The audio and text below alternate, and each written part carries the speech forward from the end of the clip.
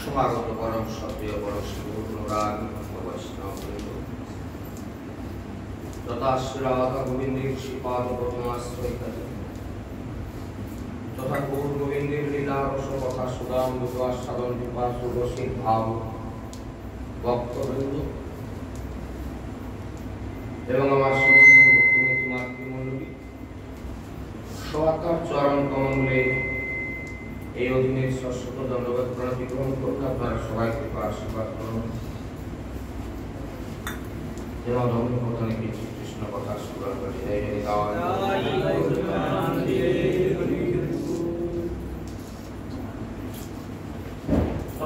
পরম পূজ্যপাদ শ্রী গুরুদেব যার কৃপা করুণা আমার জীবনের একমাত্র পাথি আমার পরমারাধ্য শ্রী গুরুদেব নিত্যধাম প্রবিষ্ট শ্রী শিরনারায়ণ চন্দ্রদেব সর্বন্ত উপাদ শ্রীপাদ আমার সদবিনম্র প্রণাম।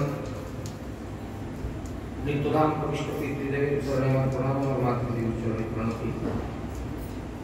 আমার নিত্য সেবিত সেবিত শ্রী শ্রী শ্রী শ্রী শ্রী শ্রী রাধা দামোদর শ্রীপাদ আমার সদবিনম্র প্রণাম। আমার সর্বোপরি এখন পর্যন্ত যারা উপস্থিত হয়েছেন এবং পরে যারা উপস্থিত হবেন অথবা অসুবিধার মাত্র দূরে থেকে যারা শ্রবণ করছেন সকলের চরণে আমার কোটি কোটি কোটি কোটি কোটি কোটি ধন্যবাদ প্রণতি। আপনারা সবাই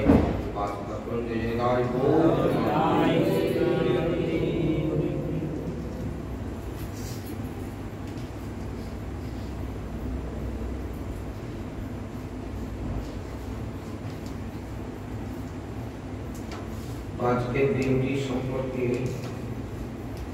আমরা আজকে আলোচনায় আসব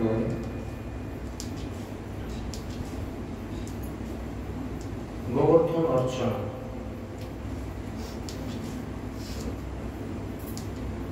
বাড়িতে বাড়িতে গোধন পূজা সবাই আজকে গরুকে খুব ভালো করে খাইয়ে দিয়েছে, তাই না? ঘাস ফল ইত্যাদি ভালো করে খাওয়া দাওয়া করে আজকের দিনটিতে। কেউ জেনে করে আর কেউ না জেনে করে। যারা জেনে করে তার ফল আলাদা, আর যারা না জেনে করে কেন করতে হয় সে জানে না, করে তার ফল আলাদা। তো আমাদের জানতে আপত্তি কোথায়? আসুন আমরা আজকে শ্রীমদ্ ভাগবতম কথা প্রসঙ্গে এই গোবর্ধন অর্চন লীলা, যেহেতু আজকের দিনটির এই তাৎপর্য, একটা কথা উল্লেখ করে নি প্রথমে। গতদিনকে আমরা চৈতন্য চরিতামৃতের মধ্যে ছিলাম, মাধবেন্দ্র পুরীর কথা বলতেছিলাম। তো আজকে আমার শ্রীমদ্ ভাগবতম চলে যাব। এর কারণ কি?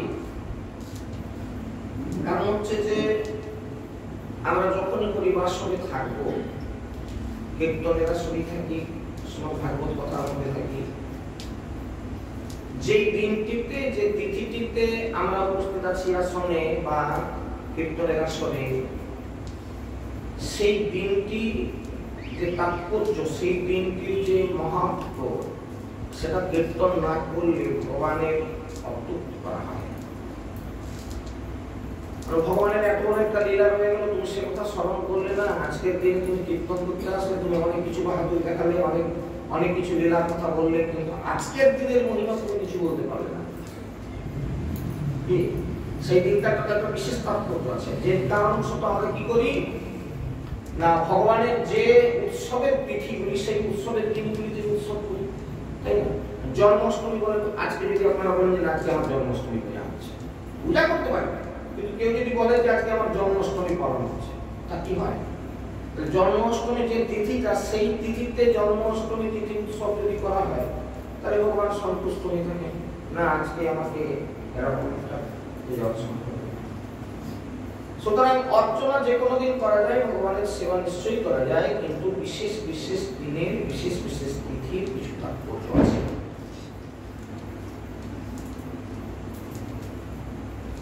তো এই গোবর্ধন অর্চনা গিরি গোবর্ধন পূজা,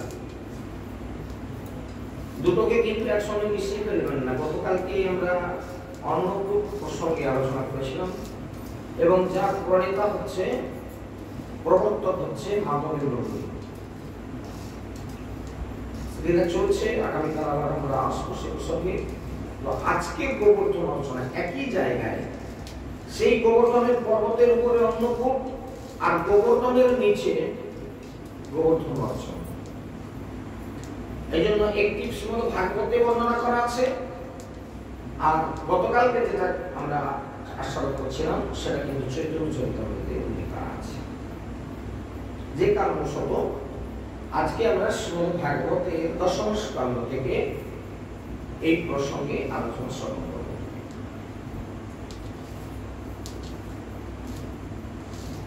তিথিটা সবাই বুঝতে পেরেছেন যে আজকে প্রতিপদ তিথি, শুক্লা প্রতিপদ তিথি, কার্তিক মাসের শুক্লা প্রতিপদ তিথি, অমাবস্যার পরের দিন শুক্লপক্ষ শুরু হয় প্রথম দিন,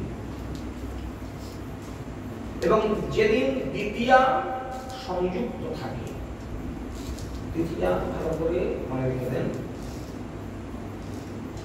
প্রতিপদ তিথি এবং দ্বিতীয়া সংযুক্ত হবে, এখন হয়ে গেছে রেডি। 5টা মিনিটে একটা দ্বিতীয়া শুরু হয়েছে, যে কারণবশত আজকে ভাতৃ দ্বিতীয়াও শুরু হয়ে গেছে অনেক বাড়িতে। এই তিথিটিতেই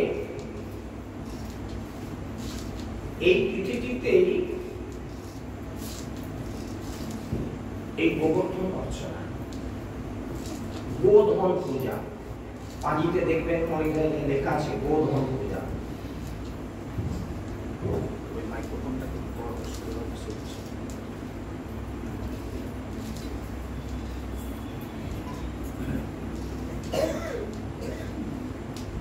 সুখদেব ঋষিপাদ বর্ণনা করছেন, মহারাজ পরীক্ষিত শ্রবণ করছেন। তো সুখদেব ঋষিপাদ বলছেন যে মহারাজ পরীক্ষিত, কৃষ্ণ বলরাম যখন বৃন্দাবনে বাস করছিলেন, এই কথাটার কিন্তু একটু তাৎপর্য আছে। কৃষ্ণ বলরাম যখন বৃন্দাবনে বাস করছিলেন,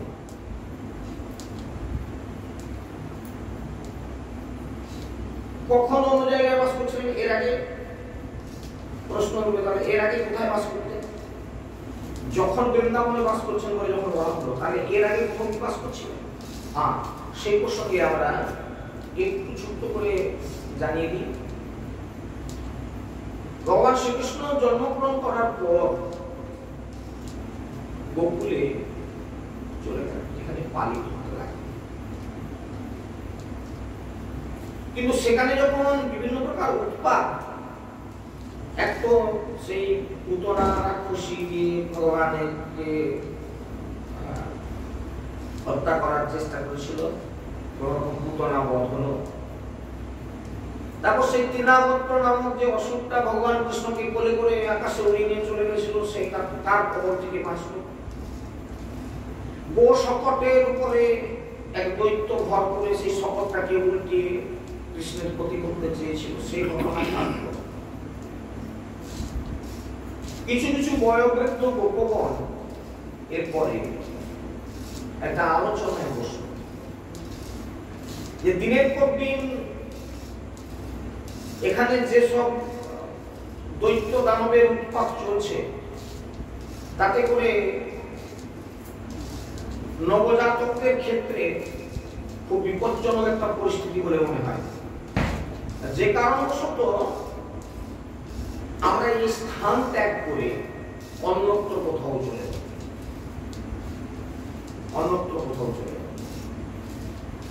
যারা বৃন্দাবন দর্শন করতে গিয়ে বর্তমানে নন্দগাঁও যদি দর্শন করেন, বৃন্দাবনের মধ্যে অবস্থিত, গোপগণ আলোচনা করে চিন্তা করলেন যে ঠিকই এই জায়গায় আমাদের আর থাকা উচিত না, এখানে অনেক রকম উপদ্রব হচ্ছে, আমরা এখান থেকে চলে যাব। কৃষ্ণ বলরামকে নিয়ে গোপগণ এই নন্দগাঁও যে জায়গাটা সেই বৃন্দাবনে এসে বসবাস করতে লাগলেন। এখান ছেড়ে চলে গেছেন ও শপথে করে সমস্ত তাদের জিনিসপত্র সবকিছু বোঝাই করে তারা চলে গেলেন।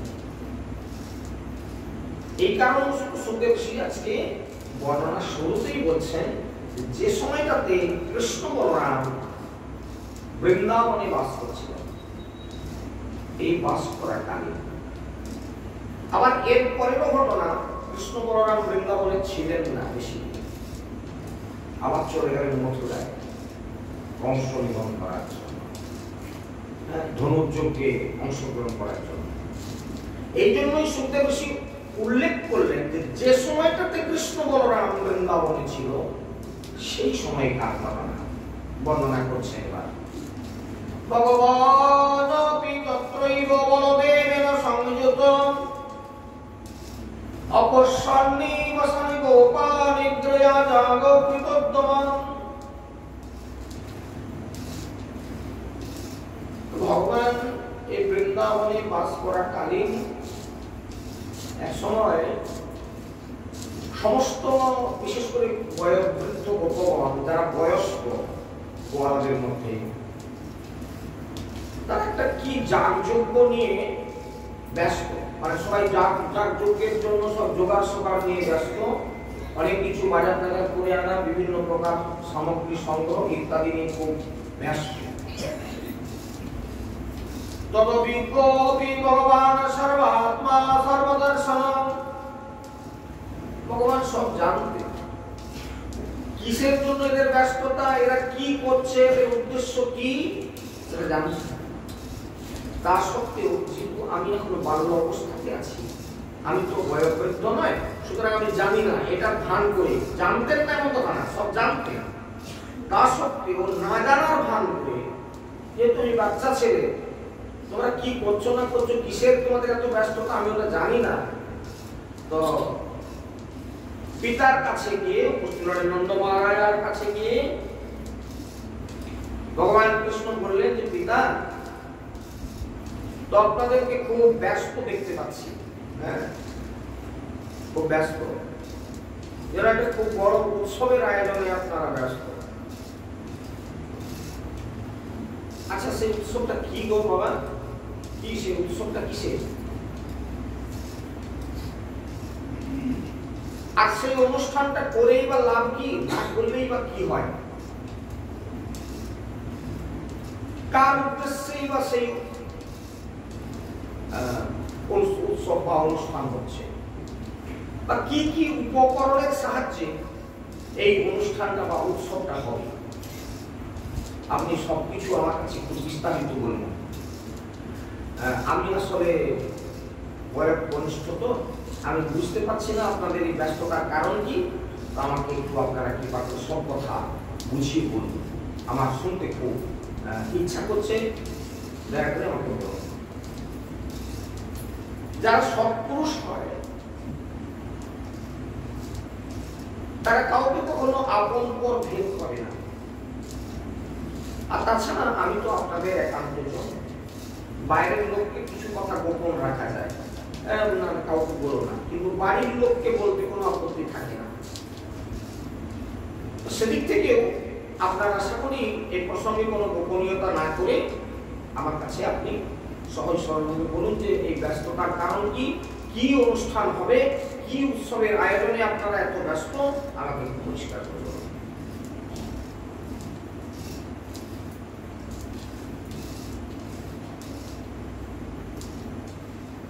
তো নন্দ মহারাজ কৃষ্ণকে বলছেন, জানো কৃষ্ণ, পর্যন্ত ভগবান ইন্দ্র মেঘাস্তস্মাত্মমূর্তয়া তেহভি বর্ষন্তি ভূতানাং কৃপণং কৃণণং জীবনং পয়ো। পুত্র, ভগবান ইন্দ্র হচ্ছে জল দানকারী দেবতা, তো মনে শুনবেন। আর আমরা তো গোপ জাতি, আমাদের একমাত্র রোজগার বা আয় উপায় হচ্ছে এই গোধন।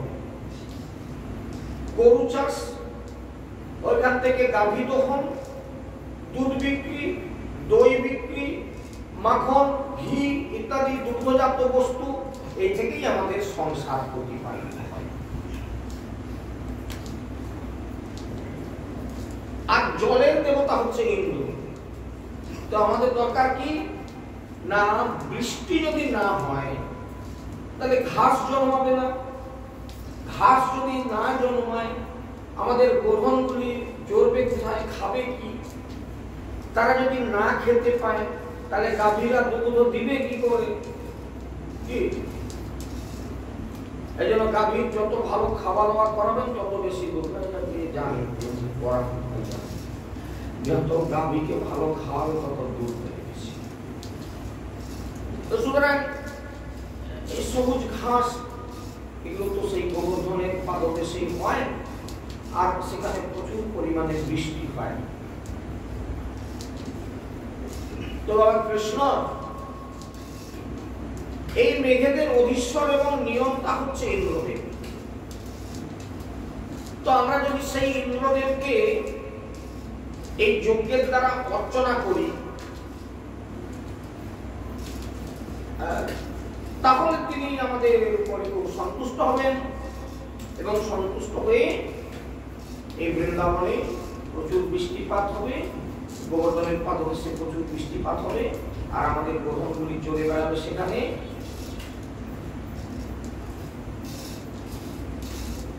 সুতরাং এই উদ্দেশ্যেই সেই পর্জন্য বা বর্ষণের দেবতা ইন্দ্রের যাগযজ্ঞের জন্যই এত ব্যস্ত।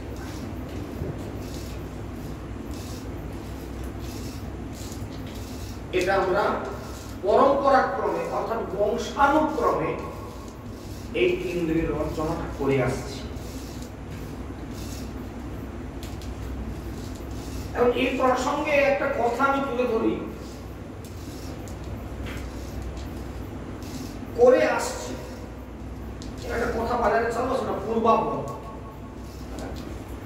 সে জানে উনি বুঝেন বলে পূর্বাপর হয়ে আসছে।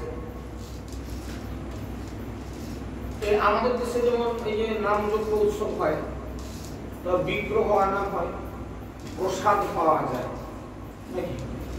তাই পশ্চিম দিকে একটু চলে গেলে আর কি, বেশি দূর না, বেশি যেতে হবে না, কয়েক কিলোমিটার রাস্তা, 8-10 কিলোমিটার রাস্তা যদি পশ্চিমে চলে যান আর কি, ওই পাশে দেখলেন, ওই পাশে গেলে দেখবেন যে মৎসব হয়।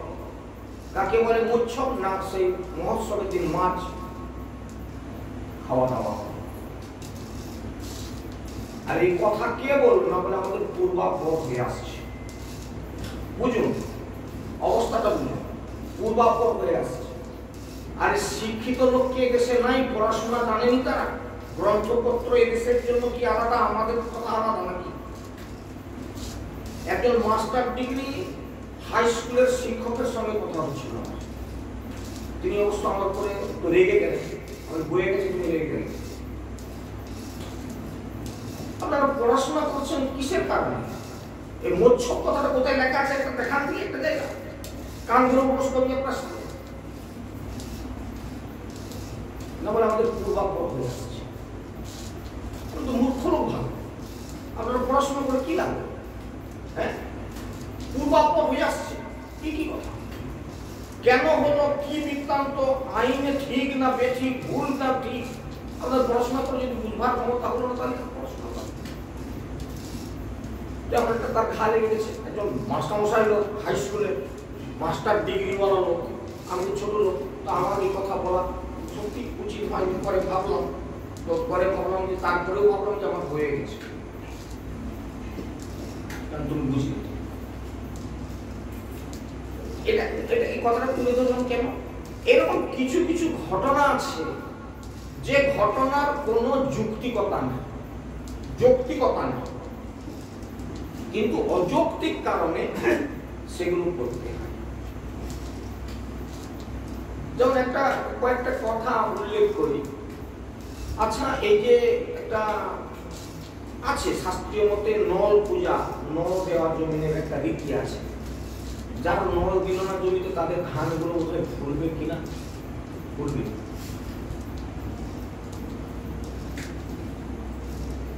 আচ্ছা, আমাদের দেশে সেই পৌষ সংক্রান্তিতে একটা কি খড়ের একটা আমনি পাকিয়ে বিভিন্ন জায়গায় যন্ত্রপাতিতে খড় গাদায়, আমারে, চালের বস্তায় চতুর্দিকে দিয়ে দিতে হয়। এর ভিত্তি কি কেউ জানেন? কেউ বলতে পারবেন? পূর্বাপর হয়ে আসছে কি? আপনাদের কাছে এরকম পূর্বাপর একটা ঘটনা বলি। এখন এক দেশে গিয়ে শুনতে পেলাম যে তাদের যদি ছেলের বিয়ে হয়, ছেলের বিয়ে, মেয়ের বিয়েটা নয় অবশ্য, ছেলের বিয়ে হয়, বর বেরানোর সময় নাকি যেখান থেকে একটা বুনো বিড়ালকে নিয়ে এসে তার কাছে বাঁধবে, ঢাকা দিতে হবে, মানে তাকে ছড়া চাপা দিয়ে দিতে হবে, বর বেরিয়ে যাবে। আপনারা কথা শুনছেন কোথাও? আমার কাছে শুনে নেন কাহিনীটা। গল্প করছি কেন? কিছু কিছু অনুষ্ঠান আছে, কিছু কিছু উৎসব আছে যার যৌক্তিকতা আছে, আবার কিছু অযৌক্তিক ঘটনা আছে। অযৌক্তিক ঘটনা, এই যে আপনারা এর যুক্তিটা কি আমাকে বোঝাবেন? একটা বুনো বিড়াল ধরে নিয়ে এসে বর বাড়াবার সময় তার ডান দিকে ঝড়া চাপা দিয়ে রাখে, এর সিদ্ধান্ত কি? আমি বলি এর সিদ্ধান্ত কি গো বাবা? জানতে ইচ্ছে করছে আপনাদের দেশে এরকম আছে শুনে। তো একজন খুব সাদা মাথা বলা লোক, সাদা মাথা বুঝলেন, খুব বয়স করে, তো বলি এনারা বলতে পারবেন। ছেলেদেরকে জিজ্ঞাসা করলে বেকার হয়ে যাবো কেন? একটু প্রাচীন লোক দেখে জিজ্ঞাসা করি, বলি বাবা আচ্ছা এর তথ্য কি গো? জানা নাই, জিজ্ঞাসা করছি আমি, ছেলে মানুষ বাবা বললে ভালো হয়। শুনে আগে হাস, হাসলেন কেন? না বলে আসলে হাসির কথা। আমি আপনাদের পথ পিছনে আমি জিজ্ঞাসা করতে হাসির কথা না বলে, বাবু এই যে বিয়ে বাড়িতে আসছে না, এদেরই বংশে বহু প্রাচীন কালের কথা, কয়েক পুরুষ আগে। এখন বর বেরাচ্ছে, বুঝতেই পারছেন যে আইনের হোক আর বেআইনের হোক, বিয়ে বাড়িতে মাছ টাছ ইত্যাদি, মিষ্টি ইত্যাদি চতুর্দিকে, এপাশে লুচি ভাজা, চারদিকে বর সব বেরিয়ে যাচ্ছে, বর যাত্রী যাবে, লুচি লুচি মিষ্টি টিষ্টি দিয়ে তাদের খাওয়ানো করে বার করতে হবে ইত্যাদি। সে বাড়িতে একটি পাড়ায় একটি হনো বিড়াল ছিল, সে একবার লুচি খেতে যায়, একবার মাছ ধরে টানতে যায়, বাট এদিকে বর বেড়াচ্ছে, তাকে নিয়ে ঝামেলা করবি না, বিড়াল তাড়াবে, বলে বিড়ালকে ধরে টাকা দেবো। সেই যে ঢাকা দেওয়া হলো, এবার বিয়ে বাড়ি হলেই বলে হনো বিড়াল একটা লিসে ঢাকা। বুঝতে পারছেন ঘটনা? আপনারা শুনে হাসলেন, আমিও ঠিক শুনে হাসছিলাম। তাহলে এটা কি অযৌক্তিক একটা কারণে তাদের বংশ পরম্পরায় চলে আসছে যে একটা হনো বিড়াল ধরে এসে বর বেড়ানোর সময় তার ডান দিকে ঝড়ায় চাপা দিতে হয়। সেদিন চাপা দেওয়া হলো কি কারণে, আর আজকে চাপা দিচ্ছে কি? বুঝতে পারছেন? এখন একজন এখানে এসে বসে, সে আজকে নাই, তাদের বংশের রীতি আছে জামাই ষষ্ঠীতে জামাইকে ফোঁটা দেওয়া চলবে না, অন্য দিন হবে। এখন জামাই ষষ্ঠীতে কোন দিন জামাই খেয়ে দিয়ে নাকি তাদের বংশে এক জামাই মরে গেছে, সেই থেকে বলে আমাদের জামাই ষষ্ঠী নাই, লোক বানিয়েছে বলে আমাদের আছে। দেখেছেন? এইরকম এই কথাটা কেন বলতেছি না, এরকম কিছু অযৌক্তিক কারণ আছে। আরে সেদিন জামাই মরে গেছিল, সে কতগুলো খেয়ে মরছে, ধরতেই পারে নাকি? আমি মরতে পারি না কোনোদিন খেয়ে দিই, তাহলে জামাই ষষ্ঠী খেয়ে দিয়ে মরে গেলাম? জামাই ষষ্ঠী বলতে অত খেতে কে বলছিল নাকি? দিচ্ছে বলে খেয়ে দিই তোমার। তো এখন ঘটনা হচ্ছে এই, তাহলে এইরকম এবার চুপ করে যান, এটাকে আর বেশি হট্টগোল করবেন না। আমি উদাহরণটা দিয়ে বললাম এই কারণে যে এইরকম কিছু ঘটনা আছে যেগুলো পূর্বাপর হয়ে আসছে, তার যৌক্তিকতা আমাদের জানা নাই, বলে আমাদের বংশ পরম্পরায় এরকম নিয়ম আছে। কিন্তু তোমরা এখন পড়াশোনা করলে এই হুনা বিড়াল বেঁধে রাখার এখনো তোমাদের ইতিহাস চলবে। কবে কে করছিল? সেই প্রাচীন লোকটাকে বললাম, বলি বাবা সে কবে হয়েছিল, আজও সেই রীতিটাকে এরা ধরে রেখেছে। বলে আছে তাদের বংশে, বাবু আমি কি বলি, আমি ঠিক আছে। ভগবান কৃষ্ণ জিজ্ঞাসা করতেছেন ঠিক এই একই ধরনের কথা।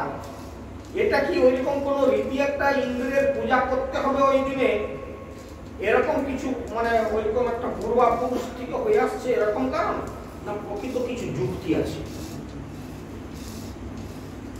নন্দ মহারাজ বলে, বাবা কৃষ্ণ আসলে ওই যে বললাম না, ইন্দ্র হচ্ছে জলের দেবতা, হ্যাঁ, তো সেই কারণে সে যদি সন্তুষ্ট তাকে আমরা না রাখি, আমরা গোপ জাতি, তাহলে সেই ঘাস উৎপাদন হবে না, বৃষ্টি হবে। আমরা গোধন চড়াবো কোথায়? গরুগুলি কি খাবে? না খেলে দুধ কি করে দিবে?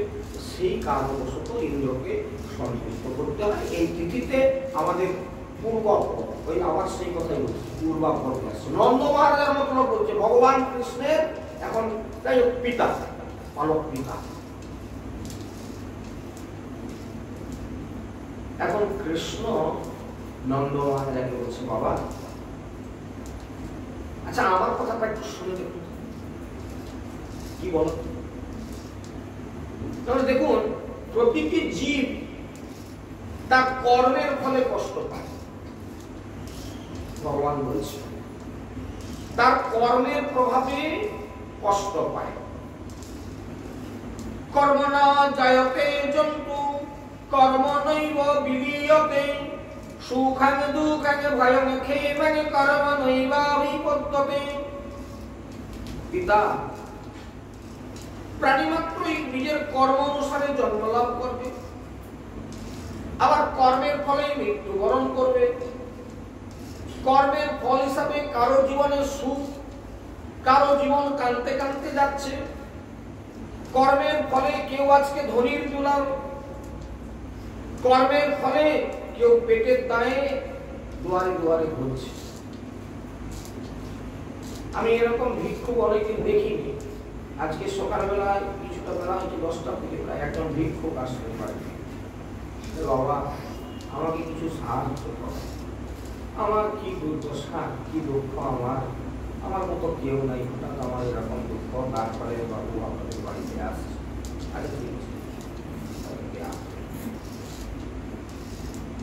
আজকে বলতে পারেন দেশে তো খাওয়ার অভাব নাই, যাদের নাই তাদেরকে সরকার এমন দিচ্ছে যে তারা খেতে পারছে না, ঠিক কিনা? এই লোকটা তার বাইরে, যে লোকটা আজকে বাড়িতে এলো তার কথাগুলি খুব সুন্দর বললেন, তিনি কিন্তু খুব নম্র ভাবেই বললেন, ঠিক আছে, ঠিক আছে, ভালো দেখিনি কথা। বাবা আমার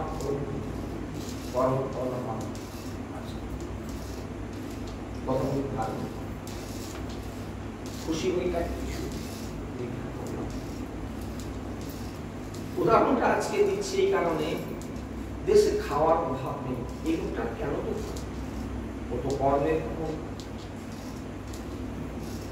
প্রতিটি মানুষ বুকে হাত দিয়ে চিন্তা করুন, আমার আজকে এরকম অবস্থা কেন? জগতের সবাই আজকে আনন্দ করছে, আমার দুঃখ কেন?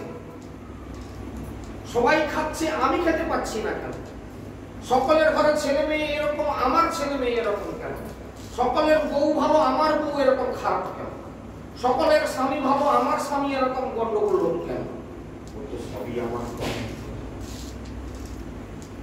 না, বোঝা যাচ্ছে না? দেখুন, একথা ভগবান বলতেছেন পিতাকে, বলছে কর্মণা জায়তে জন্তু কর্মণৈব বিলীয়তে সুখং দুঃখং ভয়ং ক্ষেমং কর্মণৈব অভিপদ্যতে। কর্মের ফলেই আমাদের দুঃখ এবং সুখ পেতে হয়, কর্মের ফলেই আমরা আমাদের জায়গায় জন্মগ্রহণ করি, কর্মের ফলেই আমাদের মৃত্যু হয়। আমার কর্মফল ভালো না, যদি ভালো হতো বৃন্দাবনে কোনো মন্দিরে যিনি সেবক তার বাড়িতে জন্ম হতো, জন্ম থেকে আমি ভগবানের সেবার সুযোগ পেয়ে যেতাম। আমার কর্মফল ভালো নয়, তাই চাষার ঘরে জন্ম হয়েছে। আমার কর্ম ভালো নয়, তাই ব্রাহ্মণের ঘরে জন্ম হয়নি, বৈশ্যের ঘরে জন্ম হয়েছে, তাই চাষবাস নিয়ে মাঠে কাদা মাটি মেখে আমাকে চাষ করতে হয়। আমি যদি ব্রাহ্মণ বাড়িতে জন্মগ্রহণ করতাম, তিন করে যাগযজ্ঞ করে কাটাতে পারতাম, কিন্তু আমার কর্মফল খারাপ, তাই আমার এরকম জায়গায় কথা কর্ম না জায়তে জন্তু। তাহলে কর্মের ফল হিসাবে জীব সুখ বা দুঃখ, ভয় বা মঙ্গল প্রাপ্ত হয়। কর্মের এমন সার্বিক প্রাধান্য না মেনে ভগবানের যুক্তিপূর্ণ কথাগুলি খুব মন দিয়ে শুনুন। বলছে অস্তি চেদীশ্বর কশ্চিৎ ফলরূপ্যং কর্মণাং কর্তারং ভজতে সোপি ন কর্তু প্রবুদ্ধিস। কর্ম এমন একটা সার্বিক এর প্রাধান্য না মেনে যদি অন্যান্য জীবদের কর্মের ফলদাতা রূপে একজন স্বতন্ত্র ঈশ্বরের অস্তিত্বকে স্বীকার করা হয়। যেমন ধরুন, আমরা একটা ছোট্ট করে উদাহরণ দিলে বুঝতে পারবেন। কি ওরা আমার ঘরে আগুন ধরল, ওরাই এই প্রলোভন দিয়ে আমার সংসারটাকে ভাঙল। এবং ঘটনা তো আমাদের দেশে বিরল নয় নাকি? লোকে ঘর আগুন লাগানোরও ঘটনা আছে, পিন দিয়ে লোকের সংসার ভাঙানোরও ঘটনা আছে, পিছনে ঘরের গাঁদালে কারোর হাড় গেড়ে দিয়ে তার সর্বনাশ করবারও ঘটনা আছে। কিন্তু সব ঘটনার মূল হচ্ছে কি, হতো আমার কর্ম। আমাকে কেউ সুখ কেউ দুঃখ দিতে পারে না। প্রণাম করলে কেন? আমাকে কেউ কিন্তু সুখ বা দুঃখ দিতে পারে না। ও তো আমার কর্মফল। আমার ঘর পুড়িয়ে দিল ওরা, ওরা তোমার ঘর পুড়ায়নি। আসলে তোমার কর্মফলে তোমার ঘর পুড়েছে। তুমি একদিন লোকের ঘর পুড়িয়ে এসেছিলে, তাই তোমার আজ ঘর পুড়ল। খুব কথাগুলোকে মনন করবেন। তুমি একদিন কারো ঘর পুড়িয়েছিলে, তাই তোমার ঘর আজ ওরা পুড়িয়ে দিয়ে গেল। তুমি একদিন কারো সর্বনাশ করার চেষ্টা করেছিলে, তাই আজ তোমার সর্বনাশ হয়ে গেল। কথাটা আমার না, কথাটা ভগবান বলছেন তার বাবাকে, নন্দ মহারাজাকে বলছেন ভগবান শ্রীকৃষ্ণ। হ্যাঁ, অস্তি চেদীশ্বর কশ্চিৎ ফলরূপ্যং কর্মণাং কর্তারং ভজতে সোপি ন কর্তু প্রবুদ্ধিস। এই জন্য আমরা দোষ দিচ্ছি কাদেরকে? ওই প্রতিবেশী, ওদের উপরে হিংসা। ওই হচ্ছে আমার এইসব বললো, ওদের নামে থানায় টাইপ করো, ওদের নামে কেস করো, ওদের নামে পাড়ায় বিচার দাও ইত্যাদি। শুধু একটু সহ্য করে না, মনে মনে শুধু মেনে নেন, এটা আমার কথা, ওরা আমার কিছু করে। হে প্রভু, তুমি ওদেরকে ক্ষমা করো, ওরা আমার ক্ষতি করে না। ওরা আমার ক্ষতি করতে পারতো না, ওটা যদি আমার অদৃষ্টে না থাকে। কি তাহলে মিছামিছি আমরা করি কি? ওই লোকটা হতেই আমার সংসার ভাঙলো বলে তার সঙ্গে হিংসা, তার সঙ্গে মারামারি, তার সঙ্গে ঝগড়া, কাঠারিয়ে ছুটে যাচ্ছি, মুঠিয়ে ছুটে যাচ্ছি। তাহলে এটা ভুল ধারণা। তাহলে এইরকম স্বতন্ত্র একজন ঈশ্বরের অস্তিত্বকে স্বীকার করা, এটা আমি ঠিক যুক্তি খুঁজে পাচ্ছি না। মানুষের কর্মফলে বৃষ্টি হয়নি দেশে, অতি বৃষ্টি হলো বছর, ও তো আমাদের কর্মফল। কোনদিন ভাববেন না ইন্দ্র বৃষ্টি দিল, ইন্দ্র বৃষ্টি দিল এত, ওটা ও আমাদের কর্মফল। আমাদের মাটি বছর ডুবে গেল, চাষবাস হলো না, সম্ভবসর ছেলে পুলে নিয়ে কোথায় যাবো? ও তো তোমার কর্ম। এই বছর খানেক আগে বৃষ্টি হয়নি, অনেকদিন ধরে শ্রাবণ মাসের মাঝামাঝি পর্যন্ত বৃষ্টি হয়নি, কেননা 2 বছর আগে বলে। তো আমাদের পাশের গ্রামে ব্যাঙের বিবাহ হল, শুনেছেন আপনারা? হ্যাঁ হ্যাঁ, জানেন তাহলে আপনারা, আমার আগে জানেন। আসলে আমি খবর রাখতে পারি না। ব্যাঙের বিবাহ দিলে নাকি বৃষ্টি হবে। দেখুন কিরকম মানুষের বুদ্ধি। দেখুন, বিয়ে বাড়িতে আমরা খুব উড়বি, ছুটা দৌড়া করি, আনন্দে খুব বেশ সুন্দর সেন্ট ফেন্ট চারদিকে ছড়াই, খুব আনন্দ লাগে। ব্যাঙের যদি বিয়ে দেওয়া হয় ওরা তাহলে ঘ্যাঙর ঘ্যাং করতে আরম্ভ করবে, ওদের বিয়ে বাড়ি উপলক্ষে ওদের আনন্দ হবে। ব্যাঙ যদি ডাকে কারে না বৃষ্টি, কি মোটা বুদ্ধি মানুষের যুক্তি দিয়ে ব্যাঙের বিয়ে দেওয়া হলো, বৃষ্টি না চুলার চাইছে। প্রাচীন কালে ছিল, আমার ছোটবেলাতে শুনেছি আর কি, মানে খুব শিশু তখন, মানে হয়তো 4-5 বছর বয়স হয়েছে কিনা, কিন্তু আজও মনে পড়ে আমাদেরই গ্রামে একবার ঢেঁকি পূজা করা হতো। ঢেঁকি আমরা কিরকম পূজা না বলে ঢেঁকি পূজা করা, ওরা সব করছিল, কিরকম করে করছিল আমরা জানি না, বাচ্চা শুনেছি যে ঢেঁকি পূজা হয়েছিল আমাদের। ঢেঁকি পূজা করলে নাকি জল। আচ্ছা, এরকম কিছু ঘটনা আপনাদের কানে আছে? উঠানে উঠানে জল ঢেলে কি মেঘ দে পানি দে পানি দে রে আল্লাহ, এরকম বললে নাকি জল হয়? হ্যাঁ, ওরা বলে, আমরা বলা চলবে না, আমাদের বলা চলবে, যেটা ভুল বলা লেগেছে আমার, ওটা নাকি ওরা বলবে।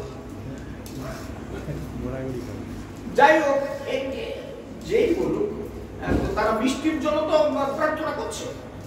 আপনি বলুন বিশেষ একটা ধর্মের মানুষ বলুক, তাতে কোনো কথা না, কিন্তু এই একটা কথা, তাহলে এই যে ঘটনাগুলি আমি উল্লেখ করলাম কেন, এরকম বহু ঘটনার সঙ্গে বহু স্মৃতির সঙ্গে আমরা যুক্ত আছি। ভগবান কৃষ্ণ সেগুলোকে নস্যাৎ করে দেওয়ার জন্য পিতার কাছে দাঁড়িয়ে এই কথাগুলো বলেছেন। হ্যাঁ, কিমিন্দ্র নেহ ভূতানাং সহসা কর্মণানুবর্তিনা অনিশেনাখ্যা প্রত্যং স্বভাব গৃহীতা নৃণাম স্বভাবতন্ত্র হি জন স্বভাব অনুবর্ততে স্বভাবস্থমিদং সর্বং সদেবাসুর মানুষম। সুতরাং সমস্ত প্রাণী যখন নিজের নিজের কর্মফল ভোগ করে, তাহলে এর মধ্যে শুধু একটা ইন্দ্রকে আনবার কি দরকার? মানুষ যদি কর্ম করেই ভুগছে, আজকে বৃষ্টি হয় না দেশে, কর্মফল আমাদের। আবার দেখুন সাইড বাই সাইড ওই সময় আরেকটা দেশে ভালো বৃষ্টি হচ্ছে, কি ভালো বৃষ্টি হচ্ছে না? কোন দেশে খরা হচ্ছে, কোন দেশে বৃষ্টি হচ্ছে। কেন এমনটা হয়?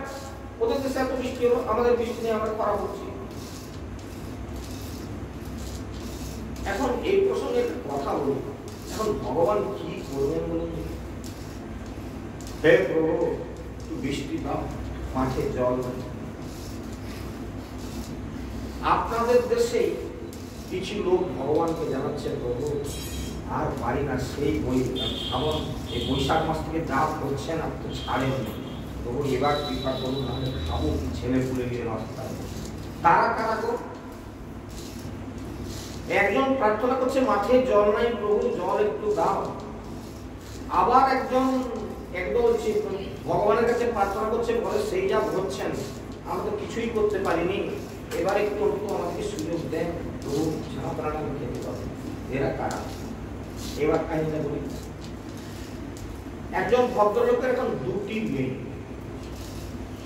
একটি মেয়েকে বিয়ে দিয়েছে চাষার ঘরে, আরেকটি মেয়ের বিয়ে হয়েছে কুমার বাড়িতে।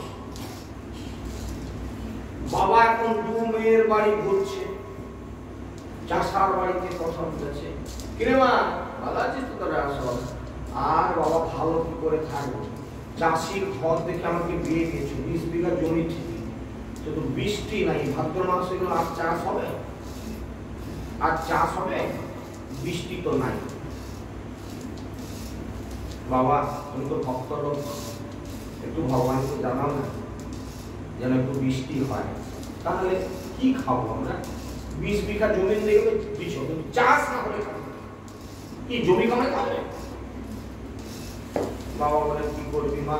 ঠিক আছে আমি ভগবানকে জানাবো, যেমন জল বলে এক মেয়ের বাড়ি থেকে আরেক মেয়ের বাড়িতে গেছে, সে কুমার বাড়িতে গেছে।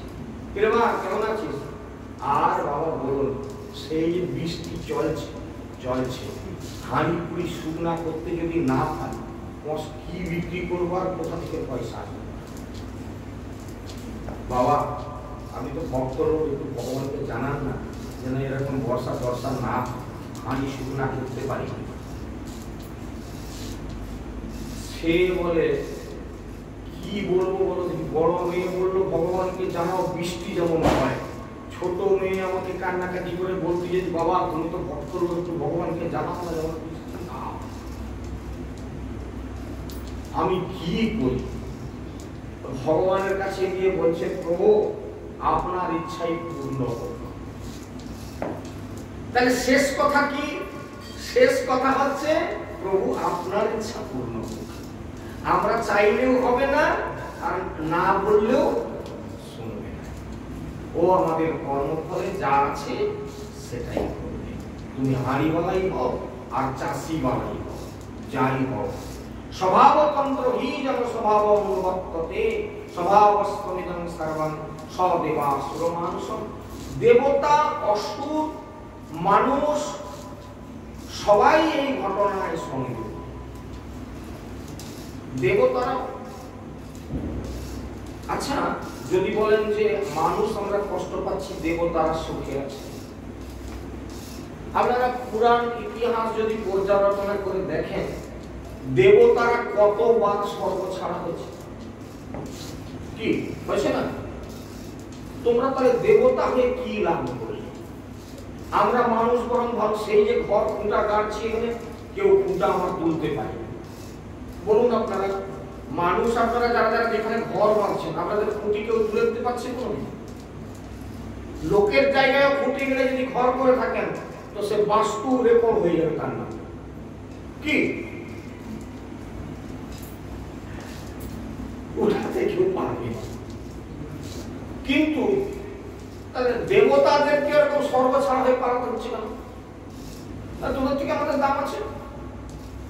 তোমার দেবতা হয়ে লাভ কি করে? স্বর্গ ছেড়ে যদি ভয়ের মাঝে মাঝে পালিয়ে যেতে হয়, দৈত্যদের ভয়ে, দানবদের ভয়ে, অসুরদের ভয়ে, আমরা ভালো লোক বরং যেখানে ফুটা কাটছি, বাপ ঠাকুর দাদা চোদ্দ পুরুষ এইখানেই আছি, কোথাও যাই। গাছের কথা ভগবান বলছেন, বাবা প্রাক্তন সংস্কার অনুসারে প্রাপ্ত বর্ণ এবং যথোচিত আশ্রমের অনুকূল ধর্মের আচরণে প্রবৃত্ত থেকে কর্মের সমাদর করাই উচিত। যার দ্বারা যে মানুষ সুখে বাঁচে, তার জীবনযাত্রা সুখসাধ্য হয়, সেটাই তার ইষ্ট দেবতা। কি যেটা নিয়ে আমরা বাঁচবো, যেটা নিয়ে সুখে থাকবো, সেটাই তার ইষ্ট দেবতা। সুতরাং আমার মনে হয় ইন্দ্রের পুজো করার কোনো যুক্তিকতা নাই। আপনি যে কথা বলছেন সে কথা সত্যি, যে গিরি গোবর্ধনের পাদদেশে আমাদের গাভীগুলি চারণ করে তারা তাদের উদর পূর্তি করে। সুতরাং তাহলে এক কাজ করুন, ওই গিরি গোবর্ধনের পূজা করো। তো ভগবান এরকম প্ল্যানটা আনলেন কেন? শুধু মানুষ না, যুগ যুগ ধরে ভগবান কারোরই অহংকার সইতে পারেন না। তো ইন্দ্রের ভারী অহংকার হয়েছিল, আমি দেবরাজ, দেবতাদেরও আমি পূজনীয় লোক, আমাকে সবাই সম্মান করে। ভগবান বলে, ওরে ওই ইন্দ্রত্ব তো আমার নাকি? কত ইন্দ্র তোর মতো আসনে বসেও চলে গেল, এ আবার কি বলে, তাই না? কত ব্রহ্মা, যে ব্রহ্মার অভিমান হলো, বলে আমি ব্রহ্মা, আমি সৃষ্টিকর্তা ব্রহ্মা। তারপরে ব্রহ্মা যখন অহংকার করে বৃন্দাবন থেকে যেয়ে দেখলো যে তার ব্রহ্মলোকে আরেকজন ব্রহ্মা বসে আছে, গেট কিপারকে বললো যে আমাকে রাস্তা ছাড়ো, তুমি কে? আমাকে যেতে পারছো না, আমি এতদিন আসনে বসে আছি, আমি তো তোমাদের ব্রহ্মা। তাহলে কে বললো? ওই তো আমাদের ব্রহ্মা আসনে বসে আছে। সে ব্রহ্মা বলে কি হলো? আমি যে ব্রহ্মা। ভগবান বলে তুমি ব্রহ্মা, তোমার অহংকার আমি খর্ব করার জন্য আরেকজন ব্রহ্মাকে পাঠিয়েছি, তুমি এবার কোথায় বসে বসো। তাহলে কি দেখলাম? ভগবান হচ্ছেন সবকিছুর নিয়ন্তা, যিনি দেবতাদেরকেও কন্ট্রোল করেন। যার অহংকার হয়ে যায় তার মাথায় চাপি দেয়, তাই না? দেবরাজ ইন্দ্রের অহংকার হয়েছিল যে আমি দেবতাদের রাজা। ঠিক আছে, তোমার কত ক্ষমতা, তোমার মুখটা খর্ব করে দিচ্ছি আমি। সুতরাং পিতা এই ইন্দ্রের জন্য যাগযজ্ঞ করার কোনো দরকার নাই, বরং যদি করতেই হয় ওই তিথিতে ওই তারিখে ওই দিন আমরা গোবর্ধনের পূজা করব, গোবর্ধন পর্বতকে আমরা পূজা করব। নন্দ মহারাজ বলে, বাপরে কৃষ্ণ, এরকম তো কোনদিন পূজা শুনি যে গোবর্ধন পূজা, কি আমরা কোনোদিন শুনিনি কিরকম করে গোবর্ধন পূজা, বামুন কোথা পাবো, এর শাস্ত্র পুরাণ কি আছে? কারণ যা কিছু পূজা প্রচলন আছে তার পূজা পদ্ধতি, তার পদ্মমালা, তার মন্ত্র ইত্যাদি আছে তো পুরাণে। সন্তোষী পূজা করবে তার মন্ত্র আছে, শনি পূজা করবে তার ব্যাপার আছে, নারায়ণ পূজা করবে তার কথা আছে, ব্রহ্মা পূজা করবে। কিন্তু এই পর্বত পূজা, পাহাড় পূজা, হ্যাঁ, এরকম তো কোনো নিয়ম নাই বাবা। তাই ব্রাহ্মণ কোথায় পাওয়া যাবে? না বলে সে চিন্তা করতে হবে না।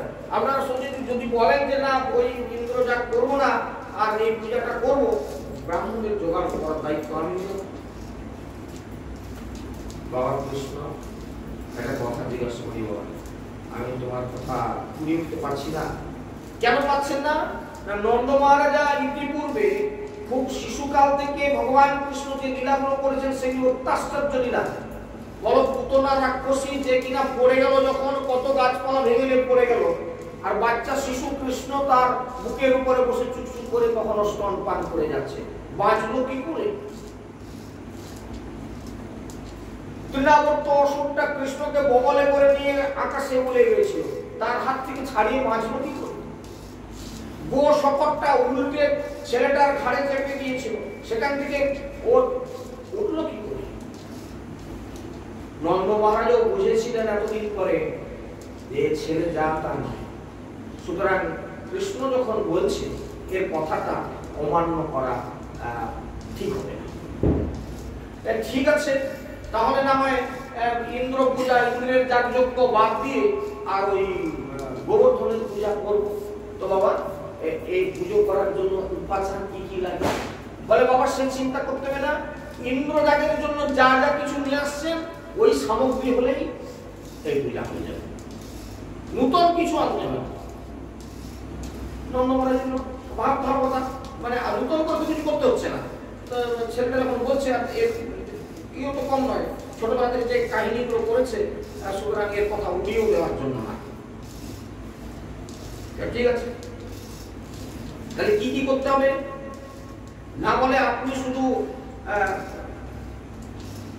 বলে আমাদের এই গোপদের মধ্যে ঘোষণা করবেন, যার বাড়িতে যা দুধ হবে সব এক জায়গা করো, সেখান থেকে ক্ষীর, ছানা, ননি, নাড়ু ইত্যাদি প্রস্তুত করতে পারো যথেচ্ছ পরিমাণে, পায়স, পিষ্ট ইত্যাদি, পিষ্টক পিঠা, যত রকমের পিঠাপুলি করা যায় আর দুগ্ধজাত বস্তু করা যায়, আর সেই সব তৈরি করে আর সমস্ত আমাদের গোপর মণিবেগকে জানিয়ে দাও।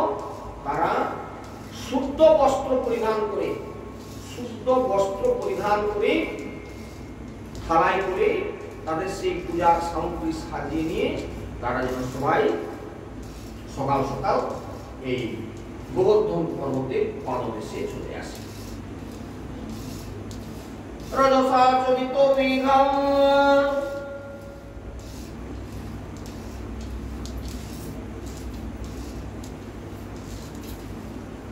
বর্ষন্তম ভূমি সর্বত প্রজাস্তৈরেব সিদ্ধ্যন্তি মহেন্দ্র কিং করিষ্যতি।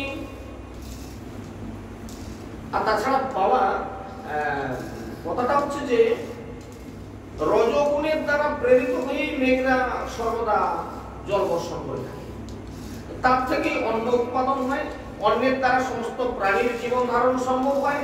এর মধ্যে ইন্দ্রের কোনো ভূমিকা নেই। হ্যাঁ, তিনি এর মধ্যে কি করবেন? আর শুনুন পিতা, আমাদের তো কোনো নির্দিষ্ট দেশও নাই, জনপদও নাই, আর নগরও নাই, গ্রামও নাই, এমনকি স্থায়ী ঘর বাড়ি পর্যন্ত। গোপ জাতি হচ্ছে যাযাবরের মত। কিছুদিন এখানে ঘাস পাওয়া যাচ্ছে, গরু চর্মে ভালো, তো এখানে বাস করে। দূর এখানে ঘাস টাস ভালো পাওয়া যায় না, ওইদিকে মাঠে ভালো ঘাস, চলো সেই দেশে ফিরে চলো, এইরকম ব্যাপার। তো সুতরাং আমরা তো বনবাসী, কাজেই যাগযজ্ঞ বা পূজা যদি করতেই হয় তো আমরা গোধন সমূহের পূজা এবং ব্রাহ্মণদের আর হচ্ছে গৃহবর্ধনের জন্য যার তার খেতে পাই, সেই গাভীরা দুধ দেয় বলে খেতে পাই, সেই গাভীর পূজা করব। এই জন্য এই খাবার দাবার আজকে সেই গাভীদেরকে যত্ন আত্মি করে খুব খাওয়া দাওয়া করানো বা স্নান টান করানো, তাদেরকে যত্ন আত্মি করা, তাদের পূজা। আর কি না ব্রাহ্মণ, ব্রাহ্মণরা হচ্ছে বর্ণের শ্রেষ্ঠ। ভগবান তার নিজের মুখ থেকে সপ্ত অংশে ব্রাহ্মণের জন্ম দেন। চতুর্বর্ণময়া সিস্টেম গুণাকর্ম বিভাগস, সব গুণে একমাত্র সত্য গুণের দ্বারা ব্রাহ্মণের জন্ম। সুতরাং তাদের অর্চনা করলে কি হয়, তাদেরকে সম্মান করলে, তাদেরকে দান করলে, তাদেরকে সেবা দিলে কি হয়, সেজন্য এই তিথিতে ব্রাহ্মণদেরকে ভোজন করাতে হয় এবং যথেষ্ট দক্ষিণা প্রদান করা। পারলে আজকের তিথিতে ব্রাহ্মণকে গাভী দান করা। তবে মনে রাখবেন, কেউ বুড়াবুড়ি গাই দান করবে। বাবাজি বলছিল যখন এই গাইটা তো ঠেলে দিলে পড়ে যাবে, মরে গেলে কেউ বাবুরাবে, বামুন ঠাকুরকে দিয়ে দান করবে। অশোক দাদা গরু দানের কাহিনীটা একটু বলো না।